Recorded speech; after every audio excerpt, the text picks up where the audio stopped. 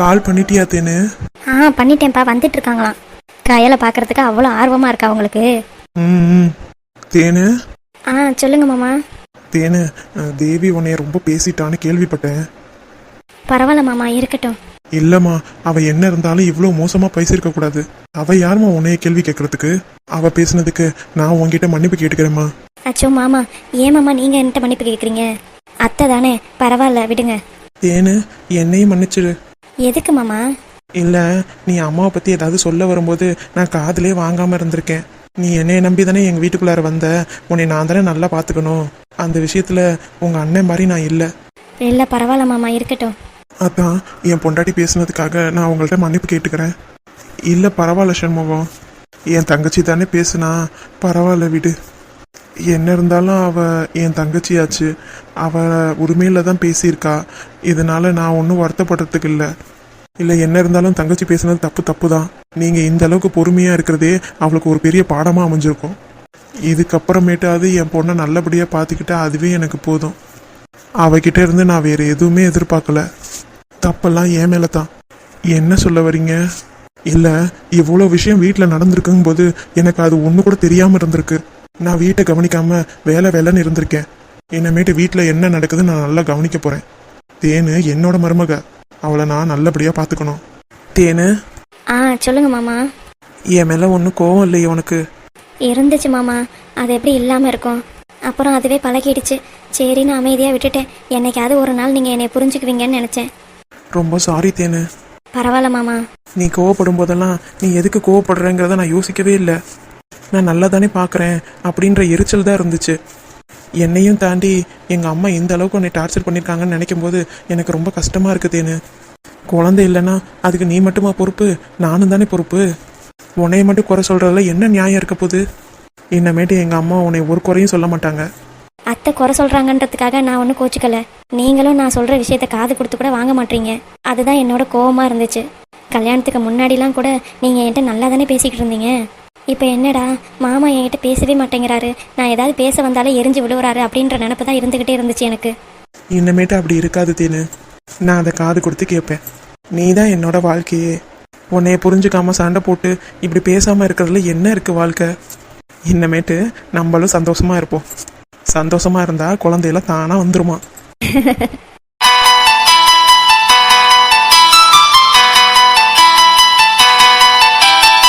ஒரு பாதி கதவு நீயடி, மறு பாதி கதவு நானடி. பார்த்து கொண்டே பிரிந்திருந்தோம், சேர்த்து வைக்க காத்திருந்தோம். நீ என்பதே நான் தானடி, நான் என்பதே நாம் தானடி.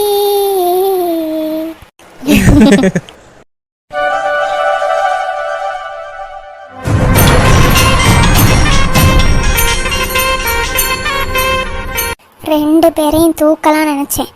ஆனால் ரெண்டு பேரையும் என்னால் தூக்க முடியல. என்னதான் பண்ணுறது எனக்கு ஒன்றுமே புரியல.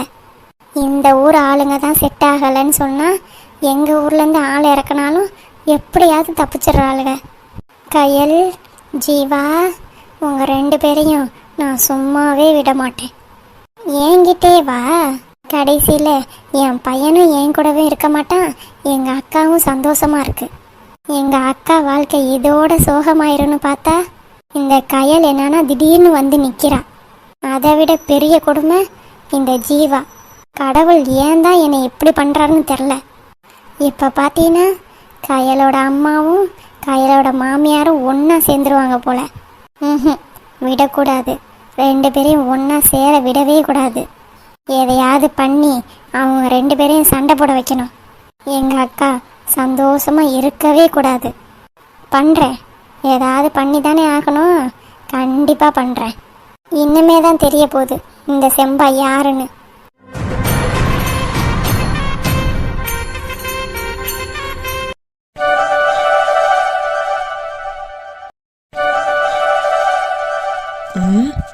ஏ ஜீவா, என்ன எதுக்கிட்டு இங்கே கூட்டிகிட்டு வந்த?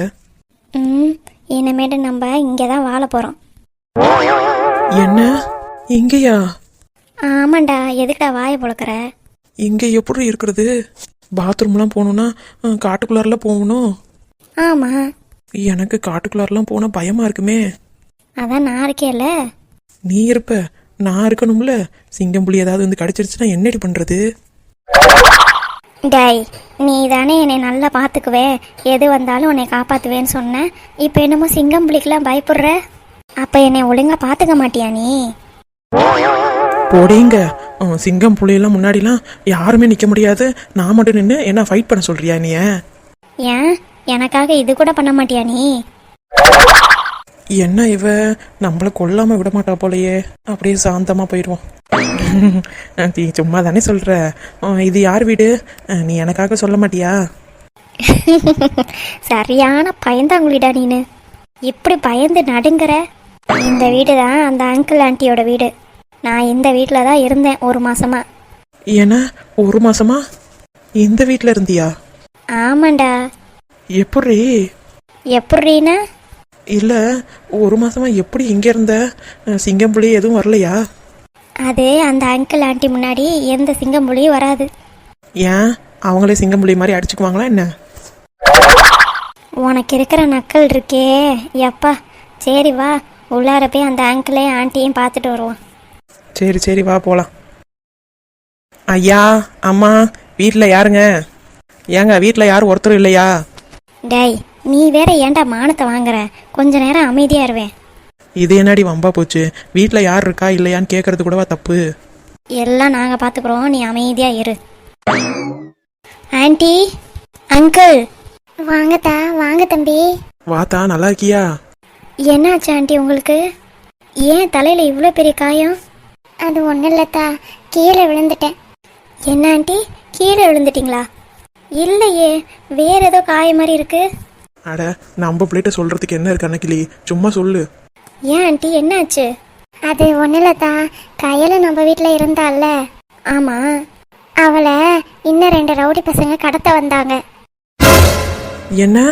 ஆமாப்பா, எனக்கே தெரியாம என்னை பிடிச்சி தள்ளி விட்டு மண்டையில அடிச்சிட்டாங்கப்பா. என்ன ஆண்டி சொல்றீங்க?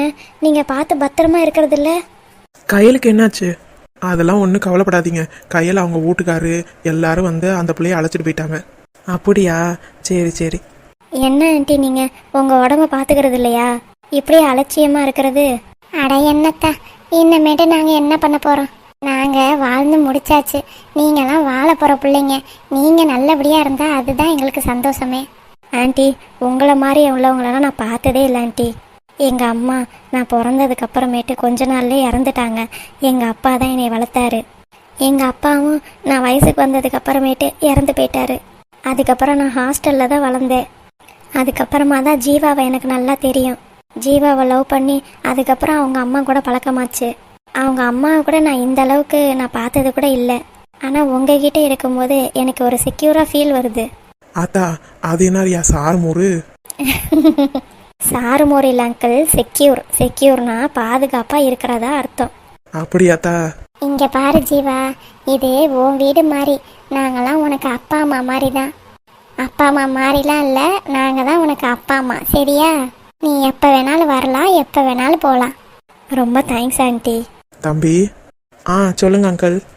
வைத்தியர் எல்லாம் சொன்னாராப்பா? சொன்னார் அங்கிள். சரி தம்பி, பார்த்து பத்திரமா பிள்ளைய பார்த்துக்குங்க.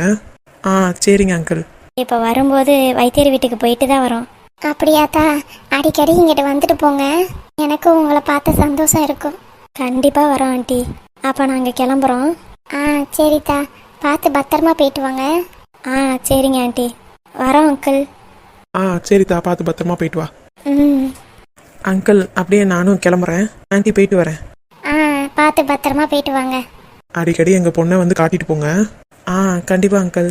வைத்தியர் சொன்னபடி கேட்டு மருந்து மாத்திரையெல்லாம் பாப்பாவுக்கு கொடுங்க. சரிங்க அங்கிள். பார்த்து பத்திரமா போயிட்டு வாங்க. Okay uncle.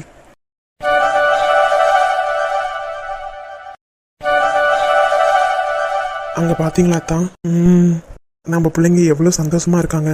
ஆமாம் சண்முகம், நம்மளுக்கு இதை விட்டால் வேற என்ன வேணும்? நம்ம பிள்ளைங்க சந்தோஷமா இருந்தாதான் நம்மளுக்கும் சந்தோஷம். நம்ம பிள்ளைங்களை கஷ்டப்படுத்தி நம்ம மட்டும் அதில் சந்தோஷத்தை காண்றது ரொம்ப தப்பு. ஆனால் தேவி அந்த மாதிரி வேலையை பார்ப்பான்னு நான் நினைக்கவே இல்லை. சரி விடு சண்முகம், அவள் தானே பேசுனா. என்னதான் இருந்தாலும் என் தங்கச்சி ஆயிடுச்சு, பரவாயில்ல, போயிட்டு போறா, விடுங்க. இந்த குணம்தான் இந்த குணத்தினால தான் தேனும் அதே மாதிரி இருக்கா. நம்ம அத்தை தானே அப்படின்னு சொல்லிட்டு அமைதியா இருக்கா. ஆனா இது தேவிக்கு புரியவே மாட்டேங்குது. ஒன்று கவலைப்படாதீங்க, போக போக அவளே புரிஞ்சுக்குவா. யாரும் சொன்னா உடனே மாறிட மாட்டாங்க, அனுபவிச்சு பார்க்கும்போது தான் மாறுவாங்க. ஆமா அத்தான், நீங்க சொன்னது 100க்கு 1 வார்த்தை. இதை தேவி புரிஞ்சுக்கிட்டானா போதும். இதோ தேவியே வரா. என்னாச்சு? ஏன் மூஞ்சிய தொங்க போட்டுட்டு வந்திருக்க? உன் பொண்ணு கிடைச்சிட்டாலேன்னு ரொம்ப சோகமா இருக்கியா? அட என்னங்க நீங்க, ஏன் இப்படிலாம் பேசுறீங்க? நீ நடந்துக்கிட்டது பேசுனதெல்லாம் வச்சு பார்த்தா அப்படிதான் எனக்கு தோணுது. நானாவது குடிகாரம் மட்டும்தான், ஆனா செஞ்ச நன்றிய நான் எப்போதுமே மறக்க மாட்டேன். ஆனா நீ இந்த மாதிரி செய்வேன்னு நான் நினைச்சு கூட பார்க்கல. அவ யாரு? உன் அண்ணன் பொண்ணு தானே. உன் அண்ணன் பொண்ணு அமைதியா இருக்க கண்டு நீ இந்த அளவுக்கு ஆடி இருக்க. இதுவே வாய் பேசுற பிள்ளையா இருந்தா அப்பவே நீ அடங்கி உட்கார்ந்துருப்ப. ஏங்க, நான் பண்ணது தப்பு தான். என் பொண்ணு காண போயிட்டா. அந்த ஆத்திரத்துல நான் தேனை பேசிட்டேன். மற்றபடி எனக்கு தேனு மேல எந்த கோவமும் இல்லை. என்னது? கோவத்துல பேசுனியா? கோவத்துல தான் உண்மையான வார்த்தைகளும் வெளியில வரும். நீ இவ்வளோ நாள் தேனை பத்தி நினப்பெல்லாம் மனசுக்குள்ளார அடக்கி வச்சிருந்திருக்க. இப்போ உன் பொண்ணை காணோன்னே பொங்கிக்கிட்டு வெளியில வந்திருக்கு, அப்படிதானே? நீ இந்த மாதிரி பேசியெல்லாம் மழுப்பாத, உண்மையை ஒத்துக்க. ஆமாங்க, நான் பண்ணது தப்பு தான். தேனுக்கு குழந்தை பிறக்கலன்னு சொன்னது தப்பு தான். என்னைய மன்னிச்சிடுங்க. மன்னிப்ப என்கிட்ட ஏன் கேட்குற? இந்த மன்னிப்ப உங்க அண்ணன் மதனி தேனு அவங்கள்ட்ட எல்லாம் கேளு. கண்டிப்பா நான் கேட்குறேங்க. நான் பெரிய தப்பு பண்ணிட்டேன். அவ என்னதான் இருந்தாலும் என் அண்ணன் பொண்ணு. நானே அந்த மாதிரி பேசியிருக்க கூடாதுதான். அண்ணே, சொல்லு தேவி. என்னைய மன்னிச்சிருண்ணே. நான் பேசினதெல்லாம் தப்பு தான். என்னதான் இருந்தாலும் அவ என் அண்ணன் பொண்ணு. நானே அவளை இப்படிலாம் பேசியிருக்க கூடாது. நானும் என் மருமகளை விட்டு கொடுத்த மாதிரி ஆயிடுச்சு. என்ன மன்னிச்சிருண்ணே. மன்னிக்கிறதுக்கு நான் ஒன்றும் பண்ணலையே.